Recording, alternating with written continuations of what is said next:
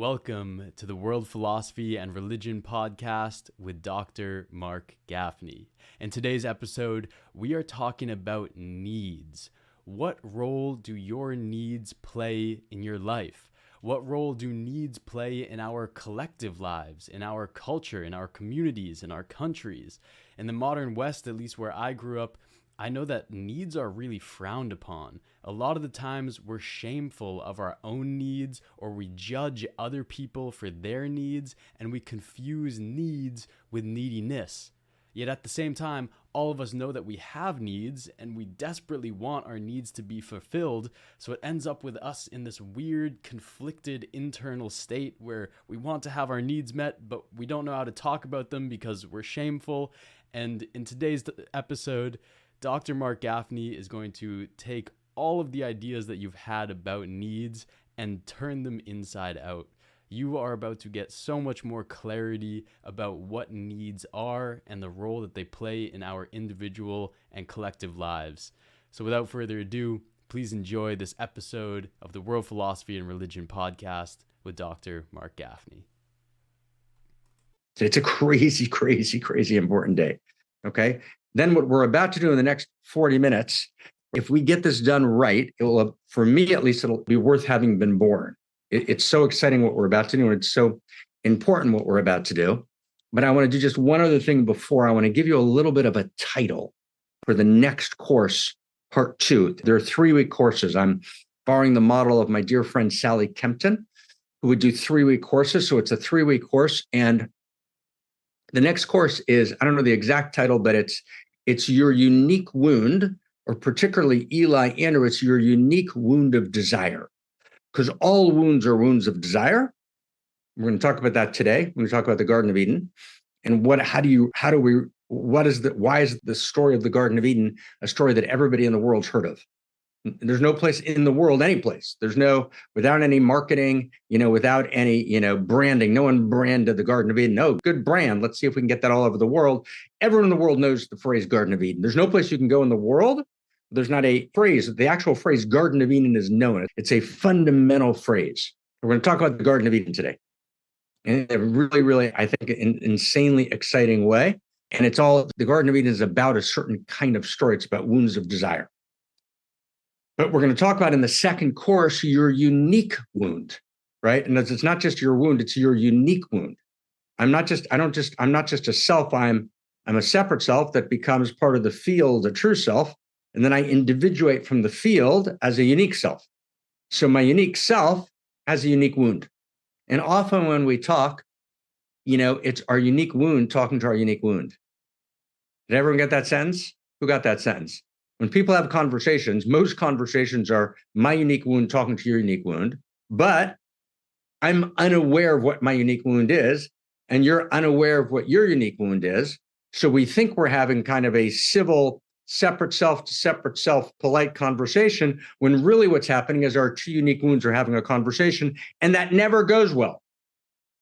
Not personally, not as beloveds, and not collectively. Right? Does that make sense, everybody? Does that make sense? So being able to identify not just my unique wound, but my unique wound of desire. Because my unique wound is always a unique wound of desire. Does that make sense, everybody? It's like, okay. So that's where we're going. And when does it start, Eli? When does it start? It starts on November 16th. Okay, fantastic. Then just one more thing. This is crazy important. Okay. How insanely beautiful was Krista's introduction. So we start at 1:45, 12:45, at least that's in East Coast time. But how insanely beautiful, right? I mean, it was like both Krista's introduction, right, in song was so deep. It's like so deep, right? So deep, right? So deep. And then Haley's Dharma recap was so deep and so clear. If I was you, I'd skip Gafni's talk and I would come just for the first period of time. I would come for the 10 minutes, like this deep chant with Krista, and then for that kind of 5 to 7 minutes, whatever is the Dharma recap. They're so important. And I mean, like, it was like, there's sometimes, I don't know how, you have to learn to listen. Krista was like so deep and so clear and so one with the chant. And Taylor was so clear and so succinct and so beautiful, in the Dharma recap. And that's how you practice. So you might think, everybody, like, why did I bother to do all that weaving? Because that's the weaving, just to see how the pieces fit together. It's so crazy good to be together.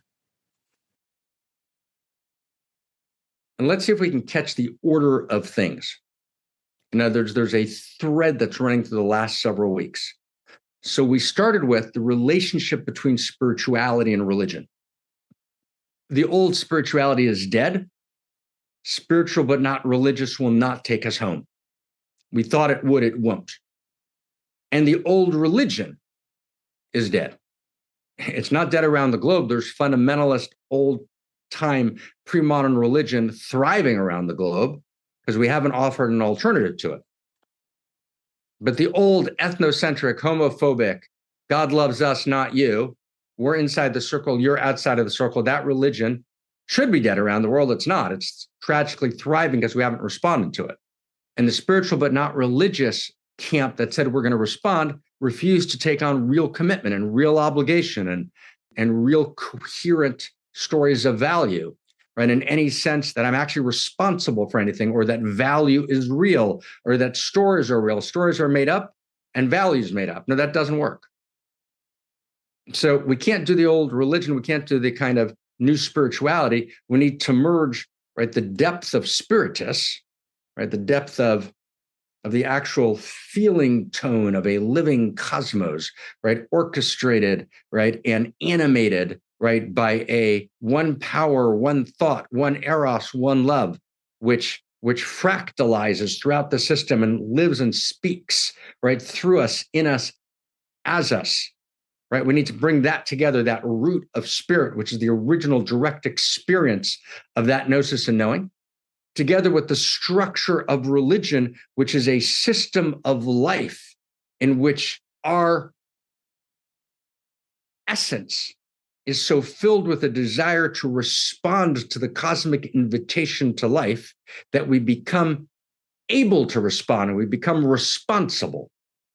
Right? Intimacy, we're so intimate with reality that we're obligated, but not obligated from without, but more like obligated from within. We're noble, right? We become co-creators with the divine. The divine moves through us and we move through the divine and we co-create this reality and we actually manifest the most beautiful, true, and good world that we all already know is possible. We need to bring the best of spirit and religion together into something new. Okay? So that was our kind of, it was a frame we talked about a lot. We started with Charlie Kirk and we went through a whole world. Okay. That's one. Okay. So then we did the second thread. We said, okay, let's look at one particular thing. Let's look at human rights. All right. So human rights from a kind of spiritual, but not religious postmodern perspective, in which value is not real and story is not real. And spirituality becomes just this kind of general moniker without any concrete sense of responsibility, obligation, right, et cetera, that human rights actually cease existing, which is why, we read the kind of famous line. And I read it not because, again, I refer back to Harari a lot, not because he's a good philosopher. Blessings to Yuval. Right, he's invited for dinner any night. It's not about a personal critique. But I'm not quoting Yuval because he's a good philosopher. I'm quoting Yuval because he is a virtually mindless parrot of postmodernity in regard to certain issues. And other issues, he's great. But in regard to certain key issues, like value being real, right, he kind of mindlessly parrots, right, kind of the postmodern consensus, which is a dogmatic, not scientific, but scientistic, right, perspective. It's a fundamentalism, right, which just says, no, it's all made up. Nothing's real. Value never evolves. Value is never real, right? And we're a speck of insignificance in an insignificant cosmos. Yes, we struggle to survive, but basically we die, it's over, it's gone, and nothing ever goes on, right? And there's no accountability and there's no et cetera, et cetera. Okay? It's like, it's a big deal, right? So no. So let's go slow. So he says human rights are just completely made up. They don't exist. The second you say that, you're on the very, very slippery slope. It's not actually a slippery slope. You're going off a tunnel into totalitarianism, right? So we can't make that move. Can't be done. Can't make that move. And yet, where do human rights come from? Where do human rights come from? And so we need to actually not go back to the old pre-modern view of the world in which human rights, the way we understand them in modernity, didn't exist, in which only one tribe or one religion was triumphant, in which Augustine said there's no redemption outside of the church. It was me against you. I was on the inside by placing you on the outside. I was in the circle of Eros by placing you outside the circle, and you being outside gave me an illusion of being on the inside, and God's talking only to me, and love became confused with chosenness. Because I'm chosen, I'm loved, and the nature of chosen means you're rejected. Right? My being chosen necessitates your rejection. That's the pre-modern definition of being chosen. I'm chosen means you're rejected. So that doesn't work. Right? So that old religion doesn't work. This kind of new, so that's a pre-human rights world. We don't want to go there. But we have nothing to ground human rights in. As Harari says, pointing to modernity, says modernity didn't ground human rights in anything. I mean, what are the foundational documents of Western constitutional, let's say in America, for example, but France is not different. Around the world, it's not different. We hold these truths to be self-evident, right? The Bill of Rights, self-evident, meaning we don't know where it's from. We have no source for it. Okay, so we have to ground human rights. So far, so good, everybody? So far, so good. So far, so good? Who's with me? Who's with me? Who's with me here? Okay, we good? I hope you're enjoying this episode with Dr. Marc Gafni. If you enjoy these types of topics that Dr. Marc Gafni is speaking about right now, which weave together the best validated insights that we have from science, religion, philosophy, psychology, and bring them all into clear frameworks that help you navigate your life, then I have some thrilling news for you. This podcast has been going on for over 470 consecutive weeks. And after every single podcast episode, we take the transcript of that episode and turn it into fun and easy to read essays. We take all those essays and put them together into physical books. So if you enjoy this type of content and you're someone who enjoys books as well, then you can find over 37 volumes of these oral essay style books that are super fun and easy to read. So whenever you feel like you want a short philosophical essay to blow your mind, or you just want to read through a whole new level of philosophy that is currently nowhere else to be found on the planet, then get yourself some of these oral essay books. If this sounds interesting to you, all you need to do is go to Amazon and type in Marc Gafni or type in One Mountain Many Paths oral essays, and you will find over 37 titles. You can find whichever one calls to you most, purchase that and enjoy it. I love having these, similar to the way that a lot of people read a Bible where they just flip open to a random page. I find that these books are perfect for that. If you're just in a mood where you want some inspiration, you want to go a little deeper in life, you can just flip it open. Or if you're looking to actually deeply study, you can read front to back and you will have a whole new perspective on your reality. So please check those out if you're interested, and I hope you enjoy the rest of this episode with Dr. Marc Gafni. Okay, so let's go deep. Let's go deeper. Let's go deep here. So that's what we did. That's where we got up to. Okay, now, and I'm watching the time. Okay, so now, what we did last week is we said, no, there's a deeper view. And in the deeper view, which requires a source code evolution in theory of value, right, in theory of law, to actually literally evolve the source code, we can actually articulate the following. And I'm not going to review everything we did last week. I'm just going to say the thread, which Taheli already articulated in her beautiful Dharma recapitulation.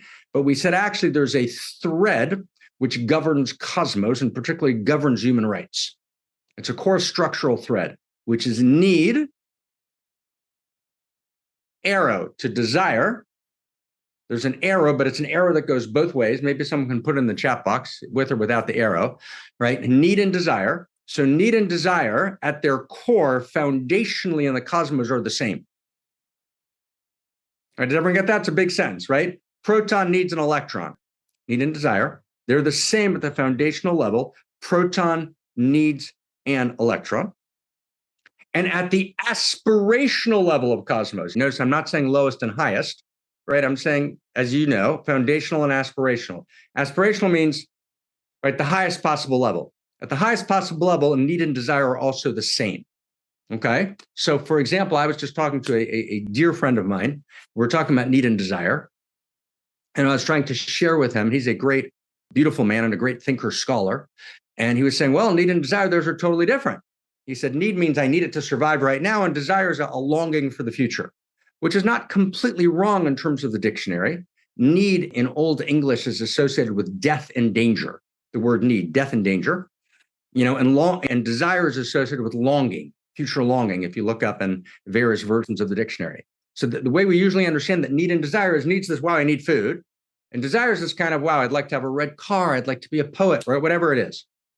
Okay. That's not actually correct. At the intermediate levels of cosmos, right, when the human being is limited in their identity as a separate self, there's a split between need and desire because we haven't clarified need and we haven't clarified desire. And then we identify needs with this immediate visceral need and desire with this kind of long-term desire. But that's not the case. Actually, when I actually realized my true nature, I realized that at the highest level, just like at the lowest foundational level of cosmos, protons, right, neutrons, electrons, at the highest level, need and desire are the same as well. Okay. So stay close, right? So my dear friend Shahati, who's I believe here today. So Shahati and Claire, ran our mystery school for a while, right? And now Claire is running the Unique Self Institute, right? And Shahati with Dorothea, Jane, they're running the mystery school. Krista stepped in and held the mystery school very importantly at a different time, right? But in other words, so let me just talk about Shahati now for a second, just for the heck of it, right? Got to talk about someone, right? So why is Shahati doing the mystery school now? What is it? Because it's a fundamental need or a fundamental desire? She would say, Shahati would say, who needs this? As she tells me often, who needs this? I don't need this. I desire this. But actually, that's not the case. When you go deeper, right, because Shahati is who she is, her need and her desire actually come together, right? That's a big deal, right? That's true for all of us in some way, right? And it's my need and desire come together, right? In other words, the more clarified I am, I realize that my need is fundamental. And my need's not just for food. And I need much more than food. That's why Dostoevsky appropriately wrote, right? A person who has, right, a vision of why can bear with almost any circumstance, with almost any what, right? If I have a why, if I've got a vision, right? And so that's why, for example, I can be in prison and I can hunger strike for freedom. So if I'm hunger striking, it means I'm not eating, but that's my core need in order to fulfill my desire, which is for freedom. No, not exactly. Actually, need and desire become the same. Just like a proton needs and desires an electron, at my core, when I'm clarified, when I become a clarified vehicle of reality, my need and desire are the same. Does that make sense, everybody? It's deep. Right. So I was talking to my friend, and my friend was telling me this morning and last week that he is publishing about 7-8 books this year. Okay. Which I was really excited about. And I think his books are important. They're making an important contribution. And so I said to him, X, let's call the person X. I said, so why are you doing these books? Because we're talking about need and desire. I said, you're not doing them because you need to. You have enough money. You've published already 15, 20 books. You're a major world scholar. You don't need to. You don't need it in order to survive. But it's not just a desire. You're not spending, my friend's about, 83, 84, 85. I said, you're not spending all this time because it's this kind of vague desire. A desire wouldn't be strong enough to energize you the way you're energized. Actually, you have a fundamental need to publish these books. And you need it. Why do you need it? You need it because you want to make a contribution, and you need to make a contribution. You need because you want to create and participate with the field of Eros value, the field of divine, and create. You're an artist of divine creation, right? You want to gift reality. You need to give those gifts. That's fundamental, right? So he said to me, he was very moved by that. And he said, but when I really go deep, now stay with me. You with me, everybody? Who's together here? Okay, are we together here? When you really go deep, right? When you really go deep, right? When you really go deep, he said to me, it's very beautifully, he said, I realized that really I'm doing everything because, my mother died when I was young, right? And I want to get my mother's love. And then he said very beautifully, and by the way, none of you know this person, so a completely anonymous person in our world, right? And then he said very beautifully, he said, okay, but I'm just psychologizing. And we both said, of course, mother's love is not a psychological category. Mother is what we call the mother that we've talked about here before. When Ramakrishna is in the temple and he says, mother, mother. And when Camille feels like there's no field of value, he says, mother died today, or was it yesterday? Mother is the fundamental yearning, right? In the tree of life, mother is the third lumination, which is Binah, which is the archetypal gorgeous mother who is all gnosis and all wisdom, who gestates all that will be born. I'm yearning for the mother who holds me and births through me. Right? Mother. That's the mother. The mother is the field of value. Right? The mother is Em Habanim Smecha, the mother, right, who is the mother of her children who birthed through her. And in their birthing of new gnosis, she is joy. And that's why my friend is writing. And my friend is writing not because, see, there's always a wound of separation. That's true. So when modern psychology kind of lost touch with the field of value, it said, okay, there's a wound of separation. It must be separation from the biological mother. Not exactly. In the best world, the biological mother will represent the larger field of mother, but she doesn't always. Sometimes the biological mother is a disaster. And she's abusive and broken and traumatized, and she was traumatized by her mother. And there's a whole lineage of mother abuse generation to generation. And there's the defacing of the original mother, right? And that's what Sinead O'Connor writes about in her song, right? This is to mother you, right? To do what your own mother didn't do.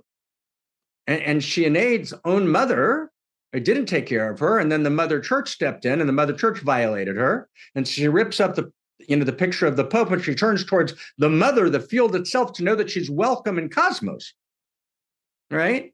That's deep, right?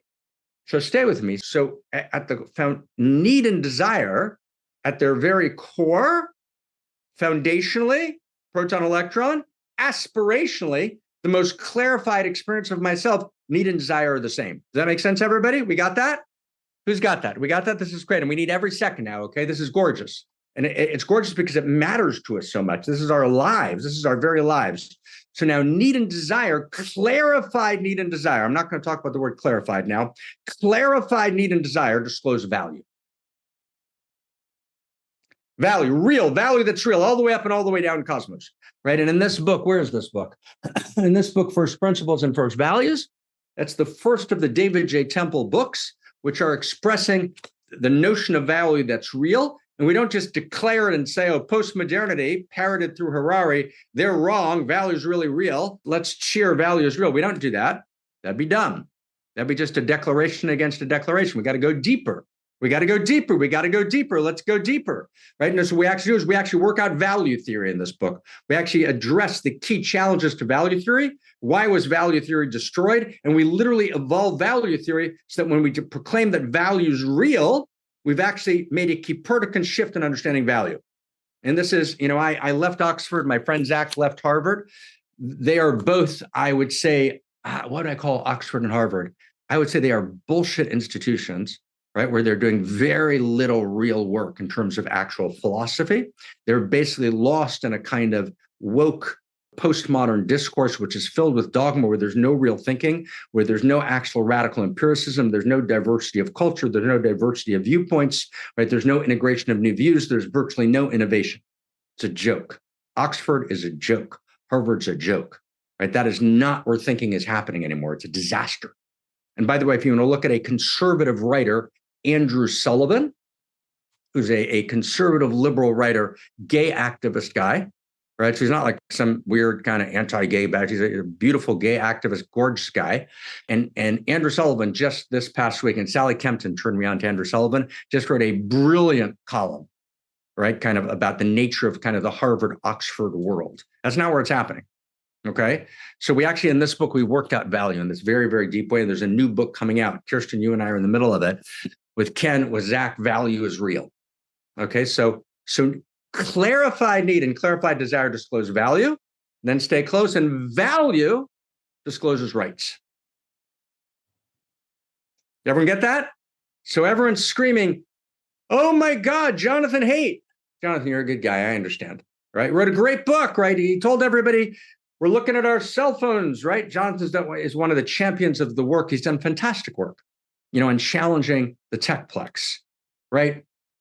We've talked about Shoshana Zuboff, challenges the techplex, right? I could think of 10 other people. I'm not going to go through the 10. Jaron Lanier, right? One after the other. Challenging Nicholas Carr, right? All the great challengers of the techplex. Right? Like, what are you guys doing, techplex? You're stealing attention. But here's the thing. Every single one of those writers says value's not real. Value's made up. So they actually agree with the techplex more than they disagree with it.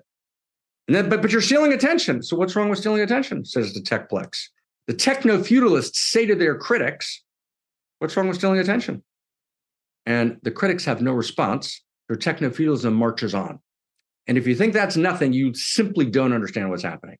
You don't understand actually what techno-feudalism is doing and how it's creating a worldwide immersive environment that is tilting all the way towards full totalitarianism, left and right, all the way across the board. But let's bracket that now.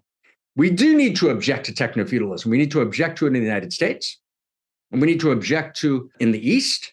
We can only object, we can only challenge this move towards an AI. The three waves of AI that we've talked about are only the last step. First wave of AI, social media. Second step, innovative, right? Innovative AI, and the first wave of chatbots. And then third wave of AI is when chatbots become your best friend, your confidant, your beloved, right? Your therapist, your tutor, right? These waves of AI, right? You can only object to them if they're actually violating value. You say, wow, that's a value, you're violating that. Attention is a value of Cosmos. Therefore, it's a right. Therefore, you're violating it. Therefore, we can pass laws. Therefore, we can start a protest movement, right? We can launch an attention rebellion. There's one writer, Johan Hari. He's kind of actually a friend of Andrew Sullivan's. Johan is a nice guy. I don't know him. He's friends with a couple of friends of mine. Although we're just barely, I think, aware of each other and have never met. But Johan wrote a book, what was it called? Focus, Stolen Focus, right? Where he calls for attention rebellion. Beautiful book, right? He's kind of similar to Nicholas Carr, who wrote The Shallows in 2010. But both Hari and Carr refused to name there being any value of attention. Hari refuses to leave the postmodern frame and actually claim attention as a value. So he calls for an attention rebellion, and everyone yawns. Sorry, Johan. No, you can launch an attention rebellion if you realize that attention's a value of Cosmos, therefore it's a right. And therefore we have to claim that right. Okay, that's our topic. Now, the key now is the next piece of time. Okay. So you might say to yourself, like, oh my God, why did he spend all of that time recapitulating? Because otherwise we're just doing entertainment. So now let's go in now 5 steps. We're going to add this huge piece. Okay, we ready? So let's see if we can get this. I want to focus now on need, this particular notion of need. Okay, need.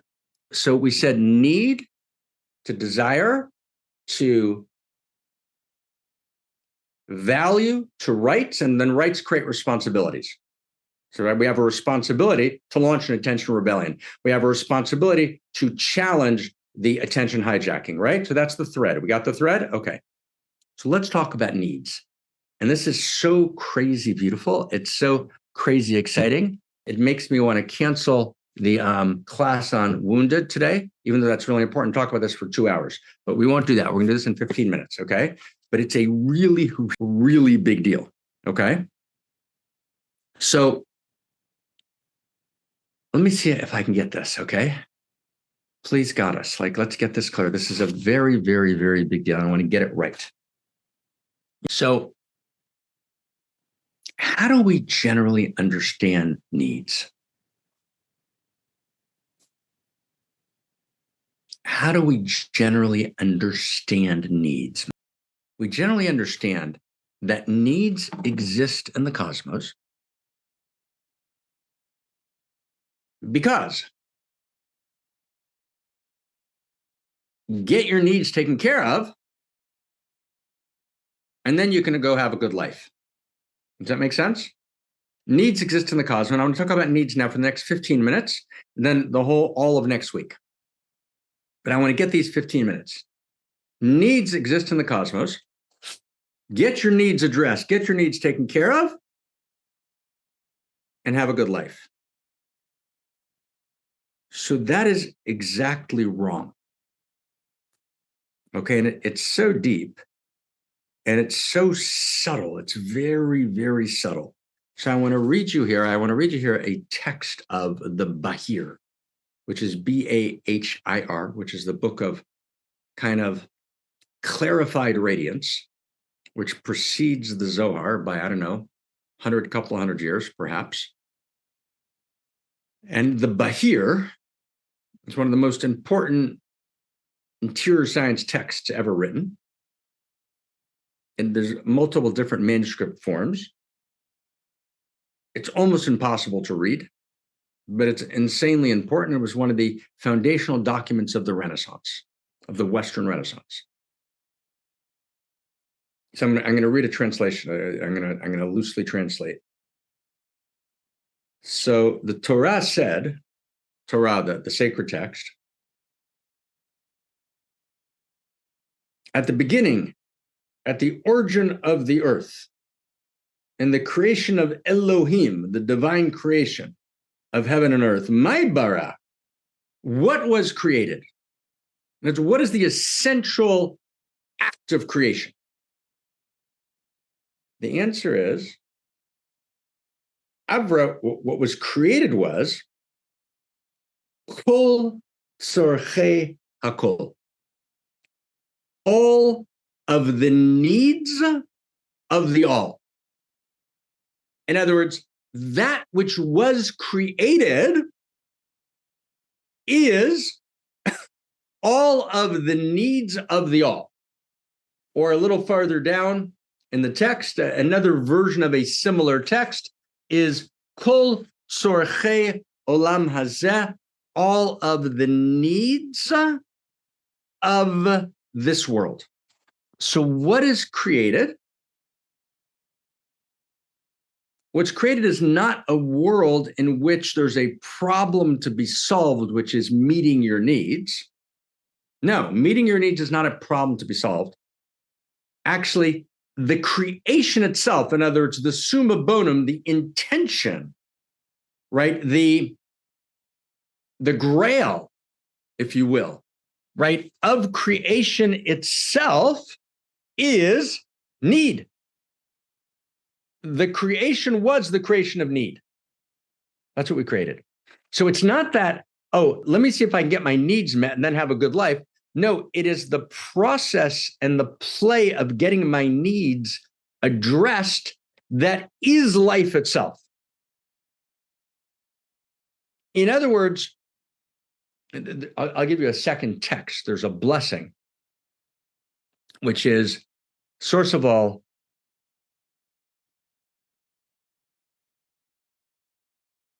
creation, are you divine matrix creator?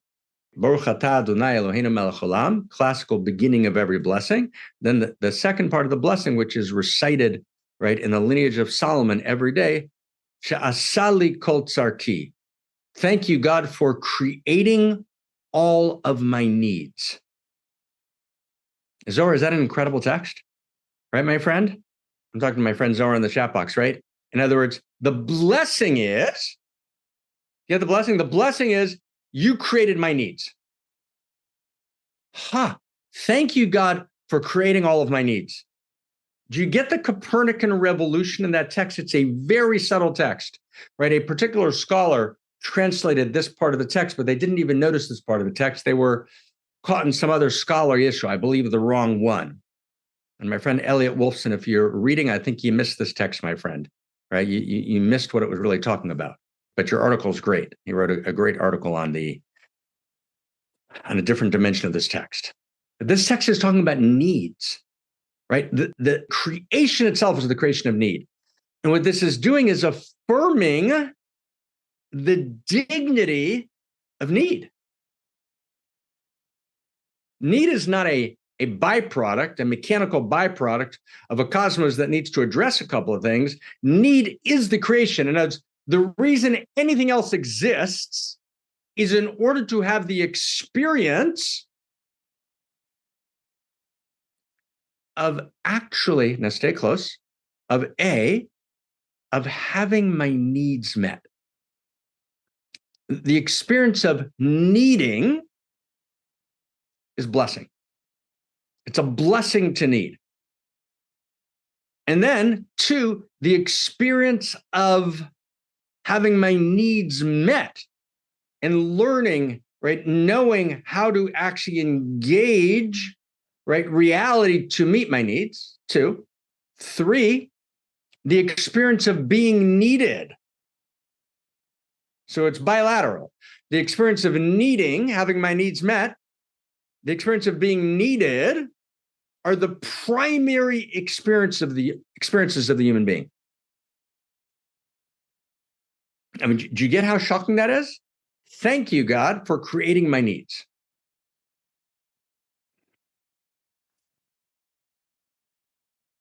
It's radical.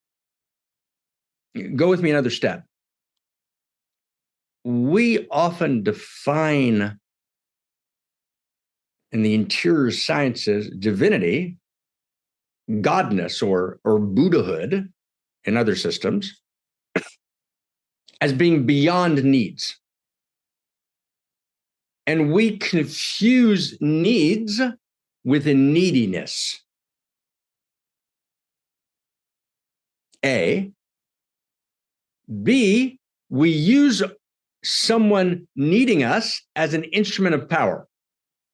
We realize they need us, and then we use that to move from a relationship of profound love to a relationship of abusive power, one way or the other.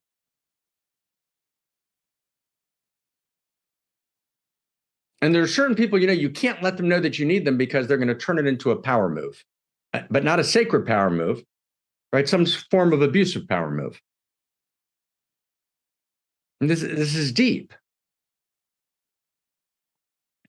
But actually, the actual nature of reality is that being able to sense each other's need is the great act of loving. Right? And I know people that are very close to me. There's a person also, we'll call this person X, also no one that anyone here knows. So don't try and figure it out. You don't know, no one here knows who I'm referring to. My person I've been talking to kind of deeply for a period of time. And I'd say this person's a great person. And this person, I would say, let's call this person, I don't know,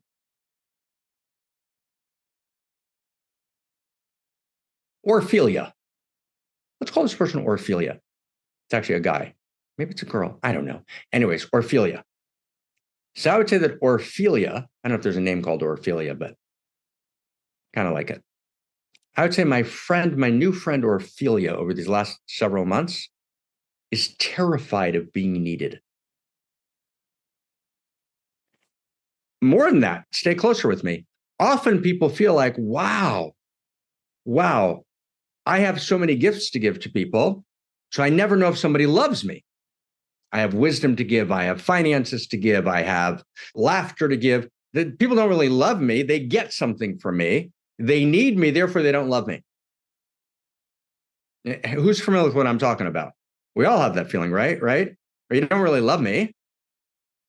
You need me. I'm giving you something. Right? I'm funding your life in some way. And funding doesn't only mean finances, right? I'm pouring energy and funding into your life. Common experience. We all know it. But that's only level one. Level one is why? Well, I love you, but there's no needs. No, that's not right. Actually, we of course need to move beyond neediness. We need to move beyond our relationships based on neediness, which is a kind of codependency, where I don't actually see you and I just see you as a tit, right, of a cow, right, whose job is to give milk. So you're a vending machine for me. I don't really see you. I've objectified you. I've reduced you to an object that actually fills my needs. Yeah, that's hugely problematic, obviously. But there's something so much deeper, my friends. And just be with me, okay? So much deeper. And what's so much deeper is I love you. I need you. Because actually, a child is sucking at his mother's breast, and the child is loving his mother insanely and needing his mother. We can love and need at the same time. And actually, the deepest form of love is to be so vulnerable that I can place my needs on your altar. I place my needs on the altar of your heart, and I trust you to see me and to look at me and to love me so insanely, my beloved, that you will speak these words out loud. You will say to me in a way that enters my heart, you will say, Mark, your need is my allurement. Huh? Jack, your need is my allurement. Lily, your need is my allurement. Orphelia, right? Your need is my allurement. Now, we're not talking about, say really close here, really, really close. We're not talking about surface need. We're not talking about pathological neediness. No, your deepest, most clarified need is not, and your ability to live in it and be in it is not an expression of your deficiency. It's not an expression of your degradation. It's an expression of your dignity, and it's an expression of your divinity. Reality was created so that the infinite force of cosmos could be intimate, which is why we call God the infinite intimate. So God says, I'm infinitely powerful. So therefore, all the medievalists say and all the philosophers say I have no needs. But I go deeper than that. I go deeper than how the philosophers describe me. And God says, I am so infinite that I desire and need intimacy, and my desire and need merge as one. And I, God, love you so insanely that I'm willing to say, I love you, I need you. And intimacy creates obligation. When we're deeply intimate, then we're obligated in the most gorgeous, stunning sense of Eros love to meet each other's needs. Right? It's like, huh. And so Ibn Gabai describes the divine, and this actually is a set of sources that begin much earlier, right, where God is described as filled with desire. HaKadosh Baruch Hu mit'aveh. God lusts to make his dwelling place with human beings and in the world and with nature, in the manifest world. And that lust of God, that passion of God, God's passion. And what is passion? Need plus desire equal passion. Does everyone get that? Need plus desire equal lust. Lust is beautiful. Right? I need you. I need you. I need you. I need our contact. I need you. To say I need you is the most beautiful gift. So divinity, the infinite intimate, turns to us and says, I need you desperately, not because it's a lack of divine power, not because God's powerless and codependent, and therefore God says, I'm codependent, I need you guys. No, God's saying, I'm such a mad lover. I'm so filled with power that my ultimate potency and power is to need you and to find my divinity in a new way in the locus of the dignity of needs. We need each other. To say I love you is to say I need you. There is no true I love you without I need you.